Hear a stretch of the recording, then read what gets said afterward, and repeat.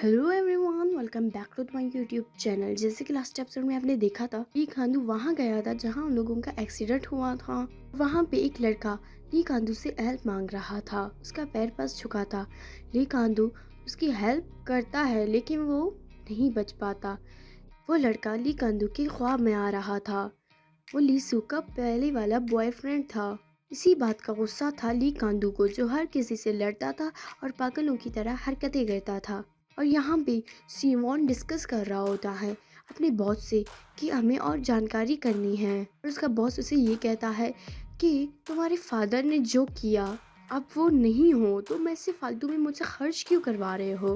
तो वो ज़बरदस्ती करके उसे कहता है करवाना है हमें यहाँ, और देखना है कि यहाँ और क्या चीज़ों में कुछ है।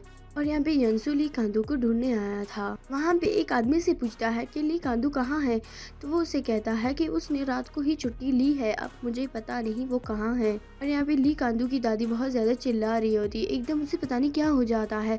यंसु आके उसे बिठाता है और पानी पिलाता है। तो वो यंसु को कहता है मैं इसका एहसान तुम्हें चुका दूंगा, और साथ में पैसे देके वहाँ से और आगे चला जाता है जहाँ पे वो बेहोश हो जाता है। और वहाँ पे ली कांदू उसे उठा के हॉस्पिटल ले जाता है। वहाँ पे जब वो होश में आती है तो ये कहता है कि मैं इसका एहसान तुम्हें चुका दूंगा। यंसु हंसता है और वहाँ से आगे चला जाता है, और वहीं पे इसके लिए कुछ चीज़ें खरीदने। यहाँ पे जब ली कांदू उठता है तो मिंत्रा उसे कहता है कल रात को तुम मार खा के बेहोश हो गए थे और मैं तुम्हें यहाँ लेकर आई हूँ। और साथ में ये कहता है कि मैं तुम्हारे बॉस के पास जा रही हूँ, उसने मुझे बुलाया है।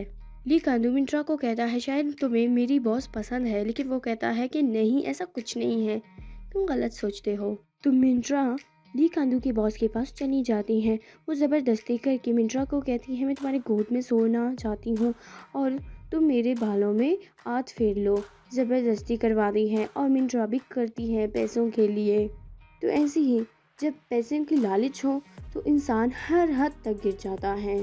और यहाँ पे यंसु बहुत ही ज़्यादा मैसेज कर रहा होता है, वो भी ली कांदू को, तुम कहाँ हो, आज ऑफिस भी नहीं आए, तुम कहाँ भी हो। लेकिन उसका मोबाइल साइलेंट था, वो कोई भी मैसेज नहीं देख रहा था और नहीं पढ़ रहा था।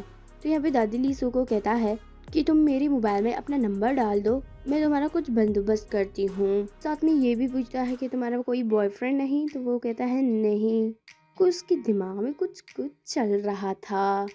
यहाँ पे ली कांदू कोइन डालने के बजाय ऐसे ही मिशन को मार रहा होता है कि उससे शायद मुझे एक बोतल एक मिल जाए कुछ भी, लेकिन उसे नहीं मिलता। और सीवॉन परेशान था कि ली कांदू भी ऑफिस नहीं आया और लीसू भी, शायद वो दोनों कुछ कर रहे हैं। उसे इस बात का गुस्सा था, वो बार बार ली कांदू को कॉल्स कर रहा था, लेकिन ली कांदू का तो मोबाइल साइलेंट था और उसे कुछ भी पता नहीं चल रहा था। में ली कांदू और यंसु मिलते हैं तो ली कांदू से अपने घर ले जाता है और वहाँ पे मुंह बोला बाई उसे सिखा रहा होता है कराटे। ली कांदो यंसो से पूछता है कि तुम कहाँ थे, मैंने तुम्हें इतना ढूंढा और इतने सारे मैसेज किए, तुमने पढ़ा अभी तक नहीं। बहुत ज़्यादा गुस्सा करता है उसके ऊपर। तो तभी ली कांदो उसके हाथ पकड़ के उसे बस में बिठाने की कोशिश करता है और कहता है ये लास्ट बस है, वो भी ज़बरदस्ती। और वो लोग बहुत भागने लगते हैं। तो जब यंसु बस में बैठ जाती है, ली कांदो उसे मैसेज करता है और कहता है सॉरी। और ये पढ़ के यंसु के दिल में खुशी आ जाती है। यहाँ पे यंसु की मुँह बोली बहन के घर में एक लड़का था जिसने उसे बुरे कमेंट्स किए थे, वो लड़का था। लेकिन यंसु की मुँह बोली बहन उसकी हेल्प करता है क्योंकि पुलिस आए थे, गार्ड्स पूछ रहे थे ये कौन है, और ये कह रहा है मैं इसका रिश्तेदार हूँ। तो उसे कहता है हाँ ये मेरा रिश्तेदार है, झूठ बोल के।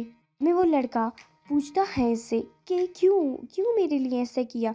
तो उसे कहता है कि मैंने इंसानियत के नाते किया, तुम खुश मत हो जाओ। यहाँ पे सीवॉन उन पुराने दिनों को याद कर रहा होता है कि जब ये हादसा हुआ था और उसके फादर कितने परेशान थे, साथ में वो खुद भी बहुत परेशान था।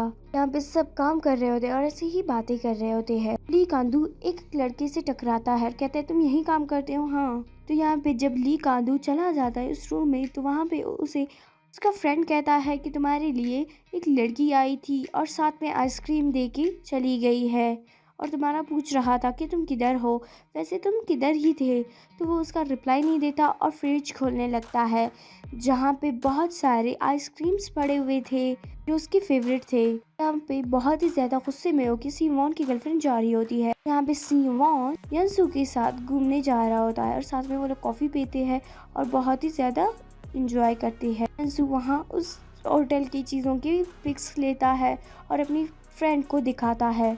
और यहाँ पे ली कांदू सफाइयों में लगा हुआ था क्योंकि उसकी दादी उसे ज़बरदस्ती करवा रही थी। सफाई करने के बाद शॉप पे चला जाता है, वो भी यंसू के फादर के। वहाँ पे वो बहुत सारे फ्रेंड्स को बुलाता है और वो लोग खाना भी खाते हैं। सैंड्रा उससे पूछ रही होती है कि तुम किससे शादी करोगी, तो वो उसे कहता है कि अभी तक मैंने सोचा नहीं है और तुम किससे करोगी। उसने कहा कि मैं अपने लिए अच्छा सा एक बॉयफ्रेंड तलाश करूंगी जो अच्छा हो। तब अभी यंसू खुद को मास्क लगा के तैयार होने लगती हैं। सुबह होती ही वो खुद को बहुत अच्छे से साफ करके जा रही होती है। तब वही औरत जो उन लोगों के साथ काम करती हैं वो जेब से एक लिप ग्लॉस लगा के उसके लिप्स को लगाने लगती हैं, जिसकी वजह से यंसू की मदर को गुस्सा आ जाता है और यंसू के मुंह को बहुत ही ज्यादा चीरने लगता है। उसे मिटाने के लिए यंसू रोने लगता है और कहता है खुद को मत लगाओ मत लगाओ। यंसू कहता है क्यों, आखिर क्यों? तो वो कहता है कि शायद तुम मेरी बेटी की तरह तुम भी मुझसे चिन जाओगी इस वजह से। और उसे रोता हुए ये कांदू देख लेता है और पूरे रास्ते हर जगह उसे हंसाने की पूरी कोशिश करता है, लेकिन वो नहीं हंसता। बाद में वो लोग बहुत ज़्यादा ड्रिंक करते हैं, खास करके यंसू। बहुत ड्रिंक करने के बाद वो बहुत पागलों की तरह हरकतें करने लगता है और यंसू पूरी रात ली कांदू के कंधे पे सोई रही थी। और यहीं पे ये एपिसोड ख़त्म हो जाती है। अगर आपको वीडियो अच्छी लगी हो तो लाइक करें, कमेंट करें, शेयर करें एंड सब्सक्राइब करना ना भूलें। Bye bye guys.